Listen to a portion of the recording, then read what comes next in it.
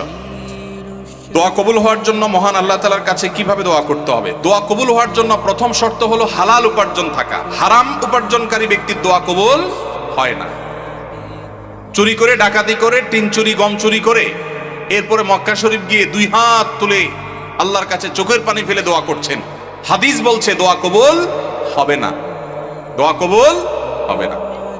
নবী করিম সাল্লাল্লাহু আলাইহি ওয়াসাল্লাম পরিষ্কার হাদিস আছে, অনেক দূর থেকে এলোমেলো চুল নিয়ে, ধুলোমলিন শরীর নিয়ে কেউ যদি কাবার চারপাশে হাত তুলে দোয়া করে, আন্না ইউস্তাজাবু লিযালিক, কিভাবে তার দোয়া কবুল হবে? নবীজি বলেছেন, কারণ দেহ, তার শরীর, তার সম্পদ হারাম দ্বারা গঠিত হয়েছে।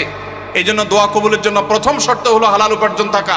কেউ যদি আগে হারাম উপার্জন করে থাকেন, এখন তওবা করবেন, মানুষের হক মেরেছেন, এখন ফেরত দিবেন, তারপরে আল্লাহর কাছে দোয়া করবেন, ইনশাআল্লাহ দোয়া কবুল হবে। দোয়া কবুলের দ্বিতীয় শর্ত হলো অন্তরের অন্তঃস্থল থেকে কায় মনোবাক্যে দোয়া করবেন, অন্য মনস্ক হয়ে না, দায় সারা ভাবে না, মনোযোগ দিয়ে দোয়া করবেন। দোয়া কবুলের জন্য আরেকটা গুরুত্বপূর্ণ শর্ত হলো হালাল বিষয়ে দোয়া করবেন। হারাম জিনিস আল্লাহর কাছে চাইবেন না, 2 নম্বর জিনিস আল্লাহর কাছে চাইবেন না। অবৈধ সম্পর্ক করার, কারোর সাথে অবৈধ রিলেশন করার, হারাম সম্পর্ক করার জন্য আল্লাহর কাছে দোয়া করবেন, এটা অবৈধ দোয়া, নাজায়েজ দোয়া, এটা করা জায়েজ নাই। বৈধ দোয়া করবেন, নেক দোয়া করবেন, ইনশাআল্লাহ আশা করা যায় আল্লাহ তাআলা দোয়া কবুল করবেন।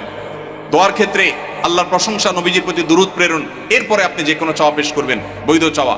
এবং দোয়া করার পর কবুল হচ্ছে না কেনার জন্য হুলস্থুল করবেন না।